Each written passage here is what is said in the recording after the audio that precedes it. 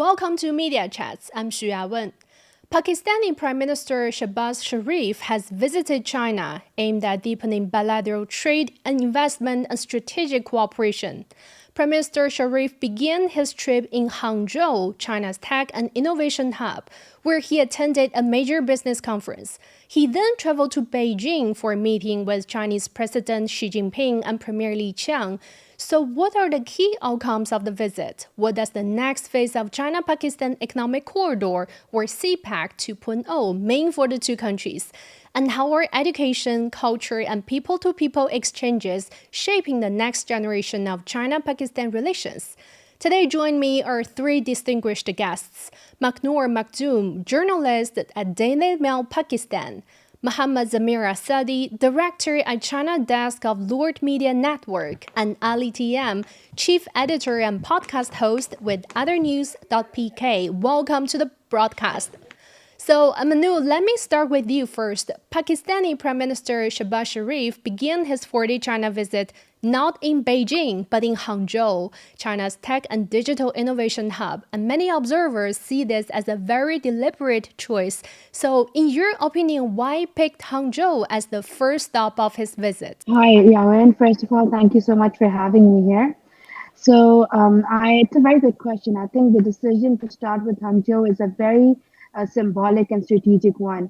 It's not just one of the most advanced digital and innovation hubs in China, but there's also lots of leading AI and e-commerce companies in Hangzhou. So I think by doing this, Pakistan is kind of trying to show that the transition that we're seeing these days from traditional infrastructure projects to now transitioning towards tech innovation, fintech, and digital economy and industrial modernization.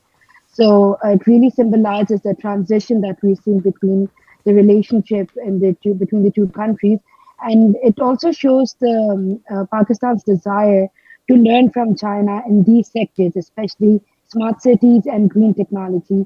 So I think majorly this visit suggests that new phase may focus more on these sectors. Zamir, during the visit in Hangzhou, Prime Minister Sharif chaired the Pakistan-China Business-to-Business Investment Conference focused on information technology and battery energy storage.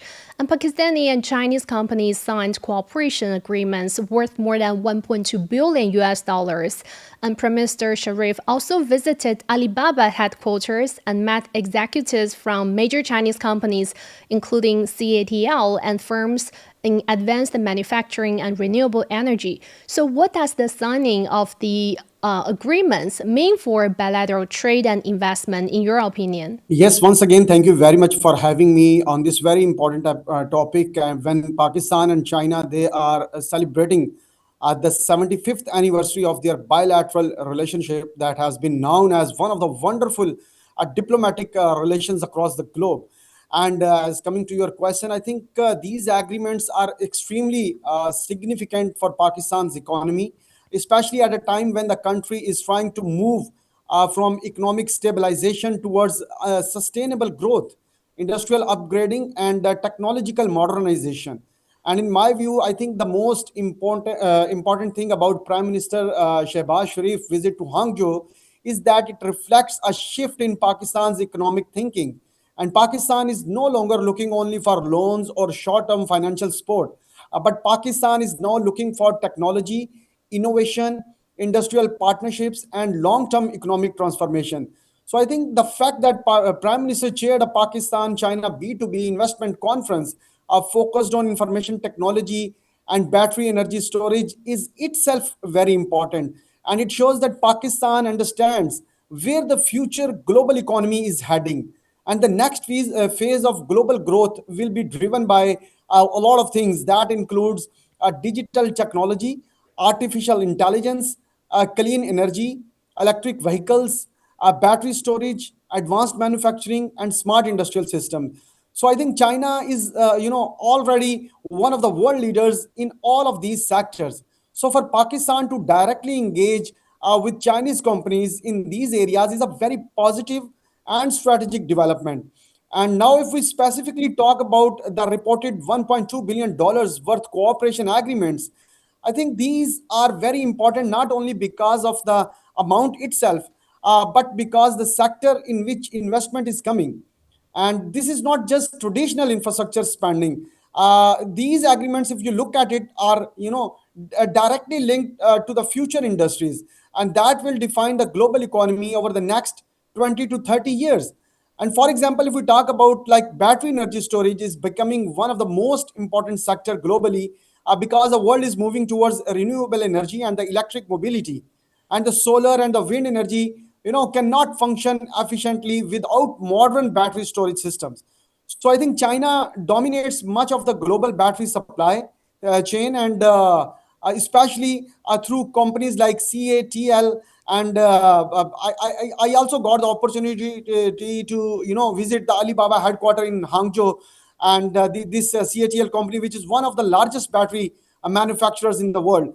So when Pakistan engages with companies like CATL, I think it opens opportunities not only for energy security but also for industrial diversification. And Pakistan, has faced a lot of energy challenges, high import bills, and industrial inefficiencies in the past. But if Pakistan develops battery storage capacity and the renewable energy infrastructure with Chinese cooperation, then it can reduce energy cost, improving industrial productivity, and modernize its energy systems. And this could become, I think, transformational for Pakistan's economy. This is a critical moment for Pakistan, especially as the economy is pushing for industrial upgrading and economic recovery. Then, Ali, so the Prime Minister said Pakistan hopes to become, here I quote, a small China in terms of economic development and modernization. How do you interpret the message he sent, and what does Pakistan hope to maybe learn from China and achieve through the visit? First of all, thank you very much for having me on your show, and it's an honor to be here. This just goes to show how Pakistanis are inspired by China, the development, the technology, the way they've uplifted their own people from poverty level. Pakistan is just in awe. The world is in awe, and we are lucky to be friends with China in this era in which China is uplifting itself and the entire world. And we are lucky to be friends with China at this moment in time. Then here's another thing, Ali. After Hangzhou, actually, Prime Minister Sharif came to Beijing and held separate meetings with President Xi Jinping and Premier Li Qiang. We know this year marks the 75th anniversary of China-Pakistan diplomatic ties, and during the meeting, President Xi also called for solid progress on the action plan for an even closer community with a shared future and upgrading of the CPAC into a 2.0 version. So, in your view, what were the most important outcomes of those high-level meetings? Well, first of all, this entire thing, the meeting came out with a lot of MOUs being signed, around 1.2 billion, stacks up to around $7 billion. This goes to show how Pakistan looks to see the future with China. Also, I want to mention here that 2.0, CPEC 2.0 looks to where one looked to for communication and access. CPEC 2.0 looks into upgrading the industry, sharing human-to-human knowledge, and going into deeper development when it comes to product. Zamir, do you have anything to add? Like, in your view, through those high-level heads of state meeting, were there any new areas of strategic cooperation that particularly stood out to you? The meeting with President Xi Jinping and the Premier Li Qiang were not just ceremonial diplomatic engagements, but they were high-level strategic discussions about the future direction of Pakistan-China cooperation in a rapidly changing global environment. And I think the first and the most important outcome was the reaffirmation of the China's strong political and the strategic support for Pakistan. And the President Xi Jinping's clear statement that China firmly supports Pakistan's sovereignty, territorial integrity, and the independent development path carries enormous significance. And this statement of the President Xi Jinping is widely appreciated and recognized by the Pakistani people here in Pakistan, and they are celebrating such kind of a great statement by the Chinese president. And I think in today's geopolitical climate, when the regional tensions and the global rivalries are increasing, such a strong public endorsement from China sends a message of confidence and stability of Pakistan. And that is much needed of this time. And for Pakistan, I think this is extremely important diplomatically, because China remains one of the world's most influential economic and geopolitical powers. And the second major outcome, in my opinion, was the clear transition towards what many are now calling CPAC Phase 2.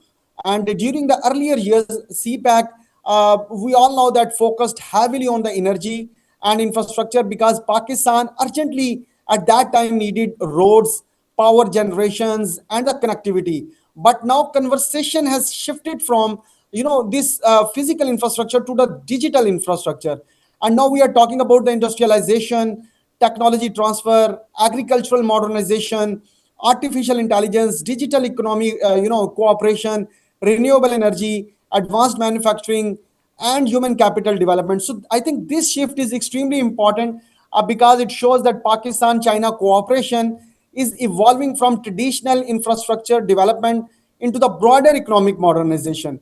So one of the most important areas that stood out to me was the emphasis on the technology and innovation cooperation, as nowadays Pakistan and is really trying to digitalize and innovate all of its system. Especially the Chief Minister of Punjab, Maryam Nawaz Sharif, in the Punjab province, is really highly and keenly interested to digitalize the system in the Punjab province. So I bet as a media personnel, your outlet is more focused on the technology innovation side of the story when covering now Prime Minister's visit to China. Yes, definitely. See, we have followed the 15th five-year plan of China. What that plan talks about, I think if the developing nations or even the developed nation wants the real development in terms of the technological advancements, they must have to understand the next 5-year roadmap of China. That what China is doing, what China is planning in terms of the emerging technologies, artificial intelligence, big data, cloud computing, a lot of emerging technologies are there. So China is heavily investing on these technologies. So if the developing nations and the developed nations, they need investments from China, so they have to come up with innovative ideas to get the investments in these sectors, to elevate these systems in their countries.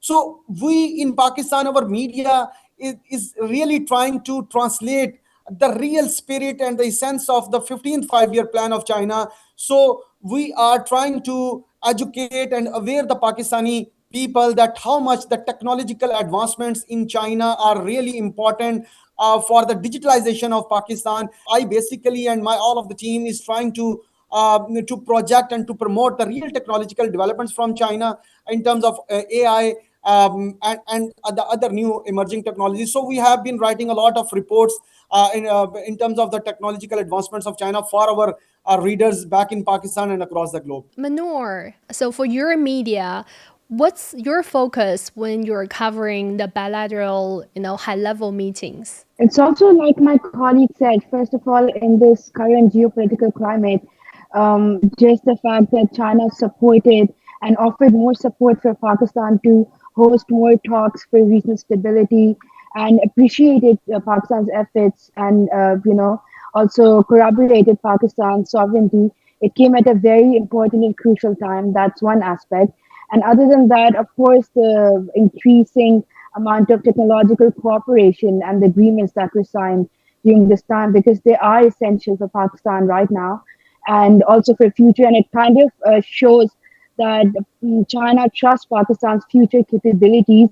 And these projects, they show long-term trust between the two countries. Actually, as the mayor just briefly touched upon this, but let's look deeper into it, Manor. This is also a question for you. We know the upgrading of the China-Pakistan economic corridor is clearly one of the central themes of this visit. And over the past decade, we see data shows CPAC has invested more than 25 billion US dollars and helped create around 260,000 jobs in Pakistan. Now the two sides are talking about a new phase of CPAC 2.0. First of all, what makes CPAC 2.0 fundamentally different from the first phase of the corridor? I think what makes it fundamentally different, the core difference is that Now the focus is moving from like major infrastructure projects like before we had all these bridges, ports, roads, railways, and now it's shifting more towards technology and sustainable development. That's one of the core difference. The first phase focused only on roads, on ports, and these things, and helping reduce Pakistan's power shortage issues and improve connectivity. And it did. It immensely reduced Pakistan's power shortages and address that issue. And now the attention is shifting more towards special economic zones, agriculture modernization, digital economy, green energy, fintech, industrial cooperation. So now instead of only building infrastructure, which is still quite important, the new phase aims to it create long-term economic goals and more future. It's banking more on future capabilities and also connect Pakistan to more regional and global markets. Well, that's actually right. Pakistan and China are entering into a new phase of friendship, which goes to show that it's strengthening its relations through technology, through industry, and now upgrading it. The human to human knowledge sharing goes a long way in partnering between China and Pakistan. Here, I would also want to mention the solar panel revolution that came here in Pakistan thanks to China, which also made us slide through the Strait of Hormuz blockade. Didn't put much pressure on us. This was only because of China and Pakistan's partnership, which helped Pakistan through this crucial time. And other things, I would like to say that people-to-people connection is one of the most favorite thing that I would want to talk about as the show goes on. China-Pakistan relations, we know, is often described as the friendship rooted not only in politics, but also in people-to-people connections. It's reported that Chinese language education has expanded rapidly in Pakistan. What's your observation on that? Could you share a story with us? Well, yeah, I can give you a personal account. 7 of my cousins are learning Chinese here. We've got a lot of people traveling to China now because of the roads.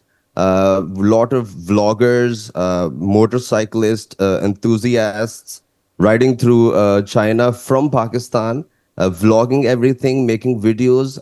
That goes a long way to show how Pakistan and China can develop more relations, people to people relations. Pakistan has never seen this side of China. That our vloggers, our travelers going to China have shown us directly on YouTube, and it just goes to show that Pakistan and China can't wait to go on with this relationship with technology and tourism and culture. Since the CPEC has opened, Pakistani travelers, I'm insisting because watch a lot of travel vlogging, and I can't tell you how much the perception of China has changed. And to be honest, now these days, the rising China, it's really, allow me to say, it's hip to be Chinese these days. Going to China is in fashion. Watching Chinese movies is in fashion. Watching Chinese travel vlogs is in fashion, and we're just loving it. You know, in the Western world, we saw this trend on TikTok saying becoming Chinese is the new trend. Are you saying that's also happening over there in Pakistan? This is what I'm actually saying. I forgot to mention the student-to-student exchange. I don't. It goes it plays a very, very vital role. We see doctors here now in Pakistan working here, MBBS from China. They've studied medicine from China. We have a lot of communication professors that have studied communication from China. We have a lot of professors, Urdu professors going from Pakistan to China to teach Urdu. So we're just loving this wave of new communication coming from China and Pakistan. That's impressive. As a mayor, in your view, like based on your observation, how is this becoming Chinese trend happening around you? Could you share a story? And also, how important are educational and cultural exchanges in strengthening the long-term ties between our two countries? First of all, personally speaking, I really feel a very great pleasure. In the last 10 years, I have been traveling in China.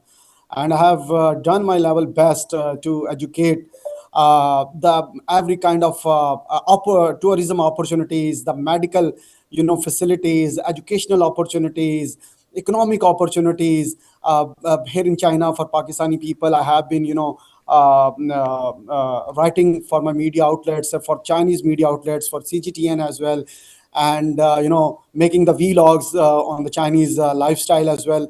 So, and I have been graduated from Renmin University, and nowadays I'm attending one of the future leadership program in Tsinghua University as well.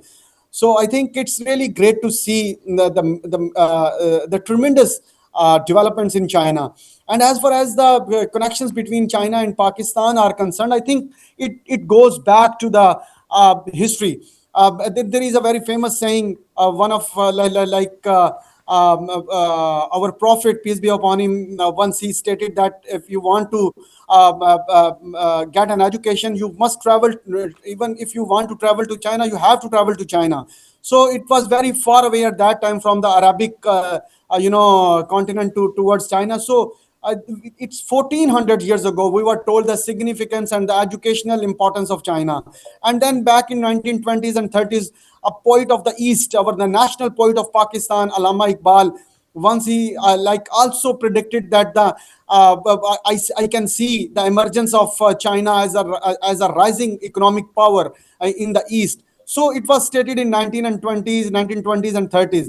So we have a great historical connections with China. So I think this is one of the most beautiful and most important dimensions of China-Pakistan relationships. And the relationship is no longer limited to governments, diplomacy, or the strategic cooperation.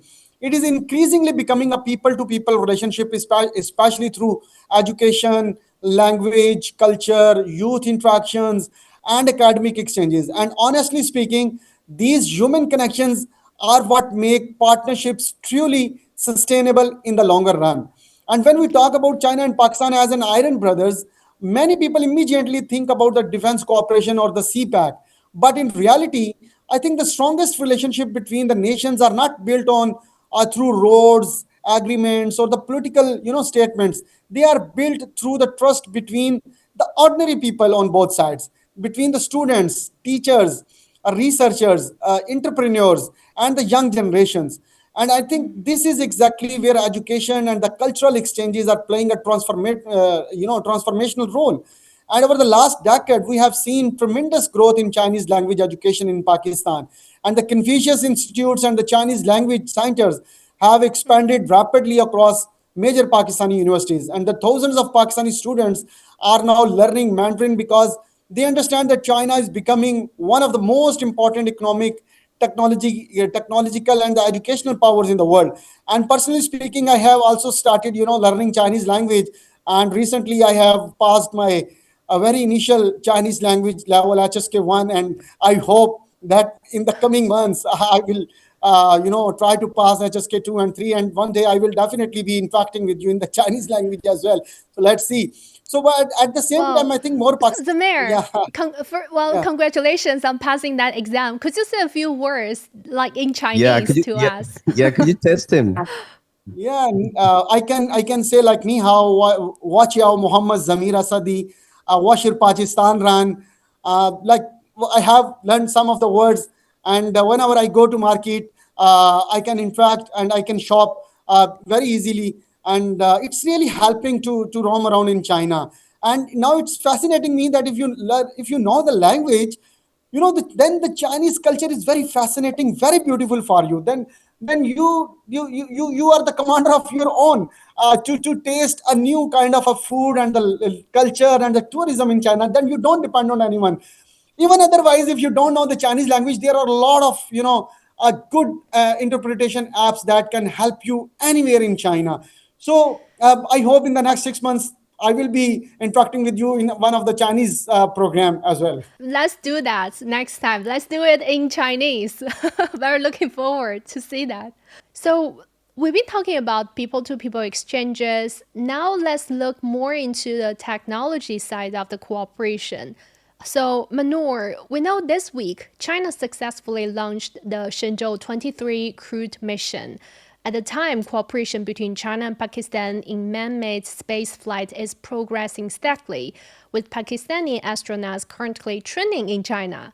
So we have learned that one Pakistani astronaut is expected to join a future short-term mission as a payload specialist. So how symbolic and significant in space cooperation for China-Pakistan relations? Yes, when actually this news came out, it was widely covered in Pakistan as well. And I had a lot of people reach out to me and ask me, what's the procedure? How do these things really come about? And, by this we can tell that space cooperation, it carries always, between when it's happening between two countries, it carries enormous symbolic and strategic importance, especially because space cooperation, space technology cooperation represents one of the highest levels of mutual trust and scientific capability between countries. So the fact that Pakistan and China are doing that, it really showcases how much trust and friendship there is between these two countries. And China already only does these kind of cooperations with very limited countries. So the fact that it's doing it with Pakistan also speaks volumes. And training Pakistani astronauts in China shows that this partnership is no longer just about economics or diplomacy, but it's also expanding a lot into advanced science and high technology. And for Pakistan, this cooperation has already inspired scientific developments, technology education, as well as innovation among the younger generation. They're very curious about these kind of corporations now, and they aim to be also chosen like one of these astronauts who can come to China and participate, maybe go to the Tiangong space station one day. And it really also shows that Pakistan-China relations are increasingly becoming more future-oriented, as we discussed before. When countries cooperate in projects like these, in manned space flights and satellite systems, it really shows a long-term strategic confidence and capabilities between two countries. And it really shows the evolution, the evolving relationship and transition between the two countries. For many people, space cooperation represents the highest level of technological trust between our two countries. So, if you have to choose one word to describe the China Pakistan relationship today, what would it be and why? One word, I think immense trust would be it's not one word, but I guess that's what I would choose. I think they have really proven to be good friends to each other, and they've really held each other to the standards of Bhatia. They've supported each other in these geopolitical situation in the last few years. And now with Pakistan hosting the Islamabad talks and China's constant support and appreciation, it's really highlighted how they have really been all-weather strategic friends throughout these 75 years. I see. Zamir, so what's your opinion on that? Like, what's the one word that you would describe to the bilateral relations of China and Pakistan? Yes, I think there are the only one word cannot describe the great and the significant relationship of China and Pakistan. But if I have to choose, I would always follow the one word stated by Chinese President Xi Jinping, even in the meeting with the Prime Minister Shehbaz Sharif. Chinese President stated that we have to closely build a shared future. So I think shared future, I always love this terminology that is stated by Chinese president, that how he cares not only for his country, his people, but he also cares for the neighboring countries and all of those countries who are working with China under various platforms. So I think this shared future is a real, definition of the China and Pakistan relationship that both nations are trying to develop. And I say this because China and Pakistan relationship today has evolved from far beyond a traditional diplomatic friendship. And it is no longer just about the politics or the strategic interests. It is now a deeply interconnected partnership built on trust, long term cooperation, mutual respect, and a shared vision for the future. And I think in international relations, that is extremely very rare. And the countries cooperate when interests align. But, very few relationships survive by changing governments and shifting global politics, economic crisis, regional conflicts and the geopolitical pressures over decades. And China and Pakistan have done exactly over that 75 years. Very well said. Ali, how about you? What's that one word that you would use to describe China-Pakistan relations? And also, looking ahead, what do you think will define the next chapter of our bilateral relations? Before going into that, I would just want to add into the space cooperation that Pakistan is Sure. going through with China. We had CGTN's chief editor, Wu Lei, with us. He told the story, and it was like very fascinating. Also, I also had Professor Victor Gao, with us, and I saw his show here in Pakistan. He just said that it was said that Pakistan and Chinese friendship is higher than the highest mountain. It's now even on the moon because we are in space now with China. And the buzzword that Mahnur was using was trust. I think going into a space station is actually trusting your friend to be allowed into a space station. When we know that the US has banned, restricted countries to partner with China in their space station. In this sort of a environment, Pakistan going up and standing and actually visiting and being a part of this is very honorable for Pakistan as well. So this also goes to show that trust is there and brotherhood is there. So I think the word I would go would be a phrase. It would be over the moon. Pakistan and China friendship nowadays are over the moon. Well, good choice. So, from economic corridors to space cooperation, China and Pakistan will keep moving forward hand in hand toward a brighter future.